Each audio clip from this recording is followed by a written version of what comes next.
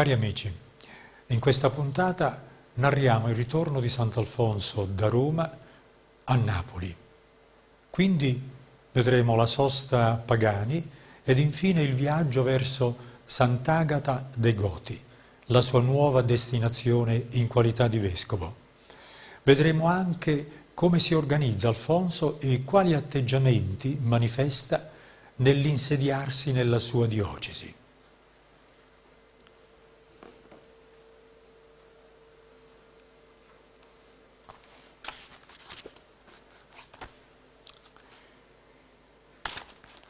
E arrivai o giorno e lassa Roma. A mattino do 21 giugno 1762, Monsignore dicette a messa da chiesa do Gesù e pigliai a via per tornare a Napoli. Ca arrivai a sera do 25 giugno e si trattenette per scarse 10 giorni. A scena che a carrozza raccomandava una continuazione o cucchiere e lasciava passare prima l'ata e poi essa. E una volta che il cucchiere faceva storia con un altro cucchiere per chi aveva passato per prima, Alfonso l'alluccaia.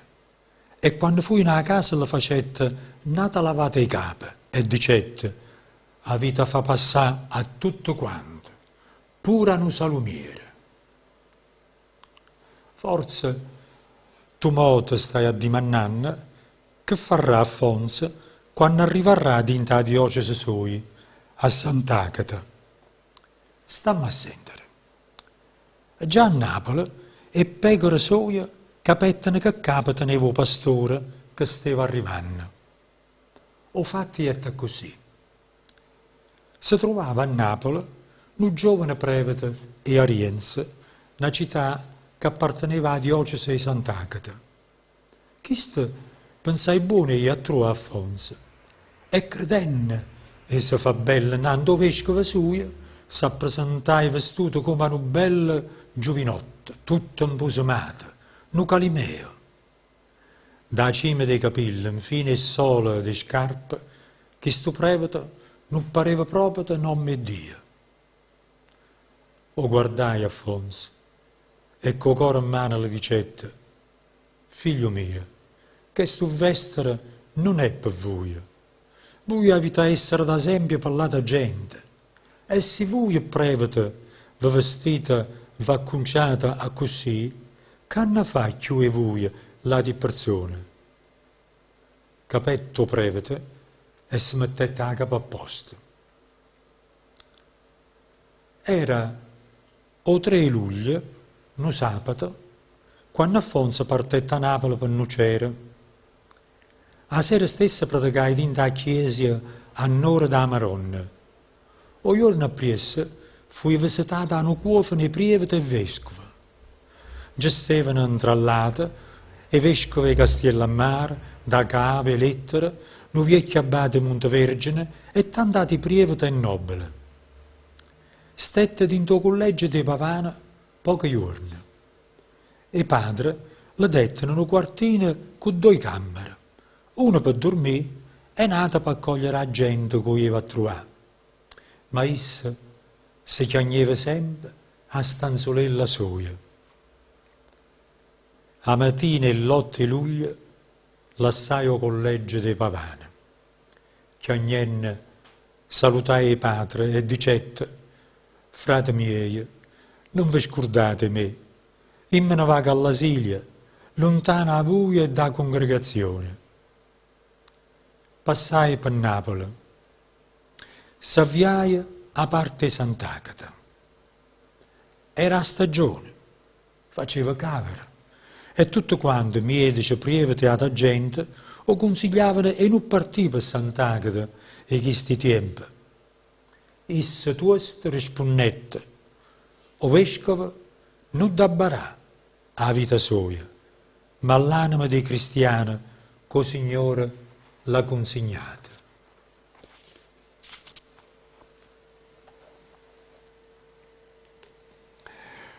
La cittadina di Sant'Agata è uno dei borghi medievali più belli d'Italia. Le sue origini risalgono al VI secolo a.C. La diocesi che il santo veniva a governare era molto più ampia di quella attuale ed era caratterizzata da numerosi paesi e casali dalla marcata vocazione agricola.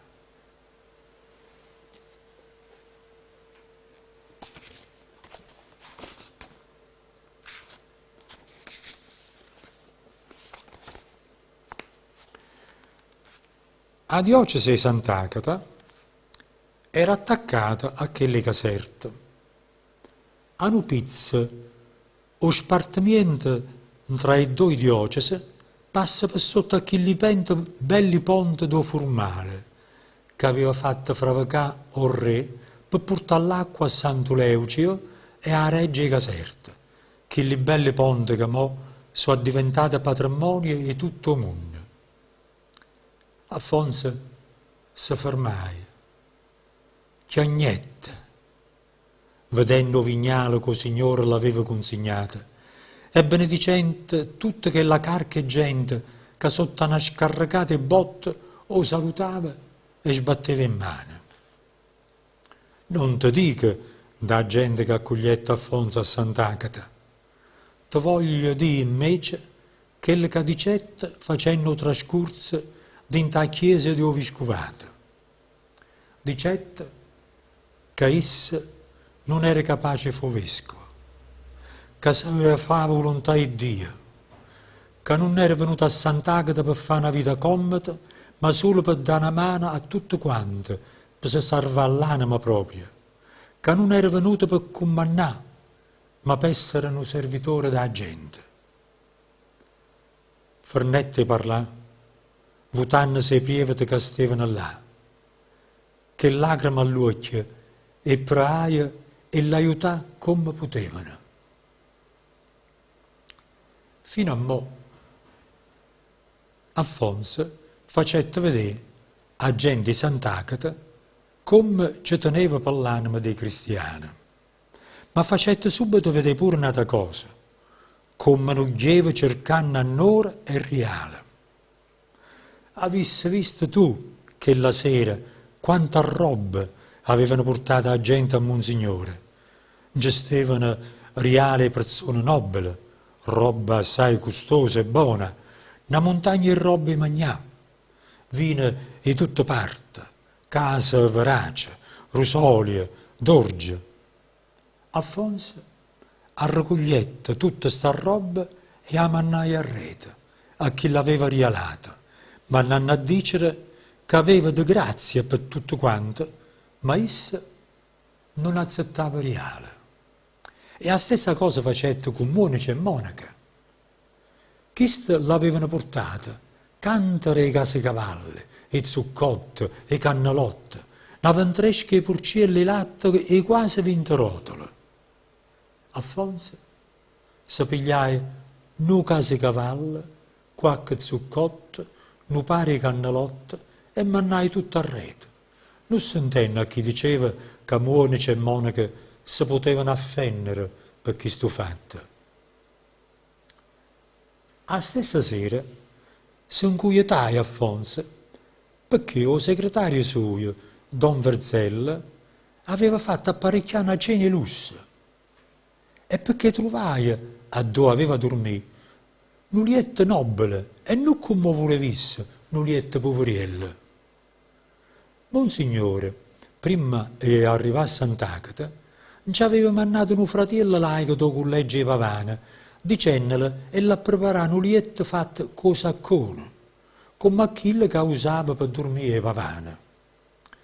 Che la sera stessa Alfonso facette lavare i matarazzi e dormette in coppa un saccone vacante, stese in coppa e tavola do lietto.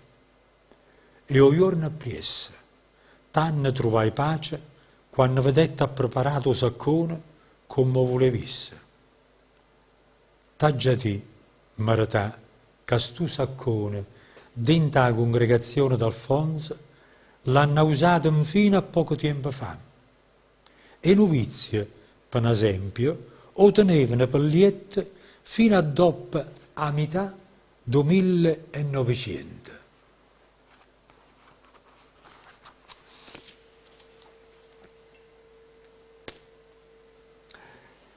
I primi gesti di Sant'Alfonso nella sua nuova veste di vescovo mostrano alcuni dei suoi valori. Amore per la povertà, rifiuto di iniziative appariscenti e costose, libertà da ogni condizionamento, ricerca della semplicità di vita al limite della sofferenza fisica.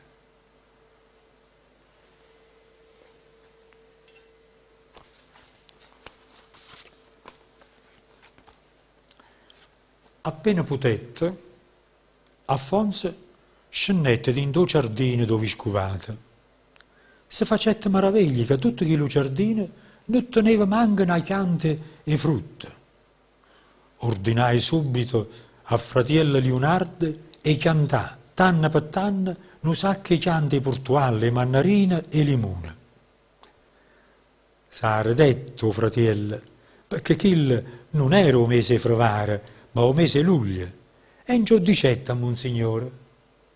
Ma chiste, a coppa a mano rispondette, facete come vaggia di Dio. O pocuzze, facette così, e s'arredevano pure lati priete e lata gente.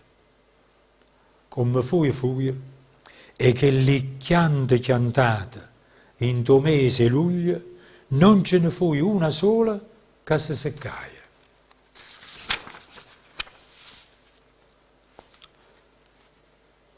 Mo ti voglio parlare e come passava la giornata Alfonso, mo che era stato fatto vescovo. E praria erano sempre stesse e quando steve pavano.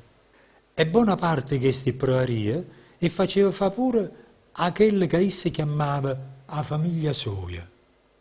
Questa famiglia d'Alfonso era fatta a essa, o vicario, un fratello laico, un prevede che faceva tutto insieme o segretario, o masticase o cappellana, ci stavano ancora un servitore, un monsù e un cucchiere. Voleva Alfonso che quelli che appartenevano alla famiglia sua fossero gente senza vizio, non giocassero a carte e non passassero tempo dentro in cantina. Dopo il praria da mattina, Alfonso si metteva subito a faticare. Accoglieva la gente e dava udienza a tutto quanto. Voleva che la gente non aspettasse fuori la porta della camera sua. Chi prima arrivava, prima traseva. Chi era, povero, ricco, umile o nobile. Per Alfonso, veramente non ci stava differenza tra povero e ricco. Ma ti dico di più. Chi della famiglia vedette che Monsignore deve più aurienza o povero che o ricco. Per questo padre a noi scriveva che per Alfonso erano turmienti grossi assai vedendo un povero uomo che aveva aspettato, che aveva pazienza. Parlando con la gente, Alfonso non voleva sentire chiacchiere in vacanza. Si era detto quello che sapeva dire, Monsignore tagliava corto dicendo, non perdiamo tempo. Oppure, raccomandatemi a Gesù Cristo e a Maronna. T'ha contato che trasevano tutto quanto a parlare con Alfonso e nessuno l'avvisava che stava per trasè. Questo era vero, ma non per femmine. Per femmina voleva essere avvisato. E quando parlava con una femmina, o faceva non dentro la camera sua, e sempre con una persona attorno. Una volta, e sto fatto facette ridere a parecchia gente, Monsignore dette a udienza dentro un salone dove scuvata a una vecchia, ma vecchia assai. Stavano assettate tutte e due in coppa a uno scanno, ma essa una ponte e la vecchia all'altra ponte. Quando non c'era più gente a sentire, Alfonso si metteva a scrivere libri, po' bene dei cristiani, o a scrivere lettere, po' bene da gente da diocesi, o e chill che le scrivevano per noi consigli.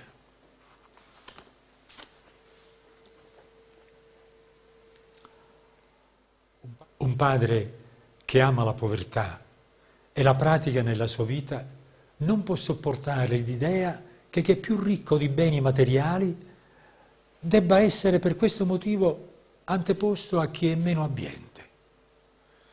In queste prime ore vissute a Sant'Agata, Sant'Alfonso mostra alcune scelte a favore della gente più umile, ma molte altre a favore della giustizia le vedremo nelle prossime puntate.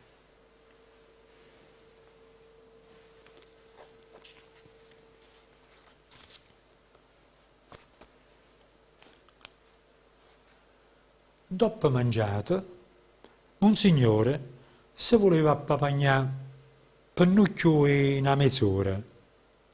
Invece che da famiglia sua si stevano un'ora a Vierno e un'ora e mezza a stagione. Quando Alfonso si aisava si pigliavano pochi caffè e spesso si beveva freddo. O fratello laico o faceva sci e poi lo lasciava là. Quando soppigliava Monsignore, o trovava come o trovava. O giorno, dopo la meditazione a di praria, scriveva libri e scendeva pure dentro la chiesa di Vescovata. Ca predicava, diceva praria che la gente e insegnava pure e femmine canzoncelle devote. E questo o faceva pure per lavare la bocca che sti femmine, a di canzone, che devote non erano. Un'altra cosa che faceva Alfonso o giorno era la visita ai malati, specialmente quelli più poveri e a quelli che si trovavano arravogliati con la coscienza. Alfonso non era manco arrivato dentro la diocesi che a domenica appresso predicai dentro la chiesa dove vescovata l'esercizio e prievete a mattina e a santa missione a popolazione a sera. Mo ti faccio capire a dove veniva tutta sta frenesia d'Alfonso. Tu hai a sapere che la città di Sant'Agata a quei tempi era una città piena di vizi. Diciamo che per quel che ha scritto padre Tannoia era una mappata di verme e Alfonso l'aveva scutoliata questa bella mappata, ma iamma conci. Voglio cominciare a quello che è succeduto dentro i giorni della missione. Erano o padre Margotto che spiegava la dottrina e Alfonso che faceva la predica. Chista, quando predicava, era così semplice, così convinto di quello che diceva, che toccava il cuore dell'uomo più vizioso, dei peccatori più cuoci e ostinati. Metteci pure che era nome Dio, che annando a tutta la popolazione si faceva la disciplina, vattennesi con una funa grossa e tosta, che voto predicava con una torcia e pece in mano e una stola nera in gola, che diceva: io voglio maldicere a tutta la usurare, a tutte le stemmature, a tutte quelle che si tengono a cummare e hanno continuato a tenere. E a così capisce come va che tanta gente cagnava capa e vita. Conta padre Tannoia che sentendo la predica d'Alfonso, na usurare la vanetta a freva e in capo a pochi giorni se ne moretta. Insomma, la missione che facette Alfonso scutoliai l'anima della gente e Sant'Agata. Si vedette gente che tornai a rete sorda e rubata, famiglie che stavano in questione e facettero pace, marito e moglie che stavano spartate e tornarono insieme. Ma con tutto sto bene, Alfonso non poteva trovare pace, perché ci stavano ancora certi tosti che che non si potevano rusicare in nessuna maniera. Scrivendo una lettera ai padri di Pavana, diceva: io sto anche buono e grazie a Dio facciamo cose buone, ma sono trovolata per sta benedetta sposa che mi è capitata. Ma la sposa sua voleva intendere a diocesi sua, ma di questo fatto parlammo subito, appena t'aggio contata una cosa seria e spassosa che succedette mentre si faceva la missione. Alfonso era picchiariello. L'erano rimase solo 2 rienti in bocca. Mo, o po' fritto, o posso dare doppio predico, o perché, come dice padre Tannoia, sti 2 rienti non lo volevano servire più, la potetta venire un male così forte che s'avette chiamare un cacciamole. I canonici volevano chiamare nostrissima miere che Napoli, ma Alfonso non ne volette sentire e dicette: perché? I cacciamole qua non so come a chi le Napoli? O Varviera ha da tenere o puse buone e pazienza chi sta sotto. Mo là sti servizi e facevano Varviera e Santa Maria a Vica. Chista però a sera era sempre imbriaco e s'avette aspettare la mattina appresso. Un signore, quando fu, si facette cacciare orente e per amore di Gesù Cristo non dicette a. La torrente so facette tirare, fernuta a missione. Non fu facile perché orente era sana e forte. 3 volte Varviera l'avette mettere fierro in bocca e con un sacco e spantaga partette pure l'ultimo rente d'Alfonso. Chista non perdette ocanza e dicere o Varviera con una risa: caro Masta Nicotema, a monnante, sordo mie non ne vedete più.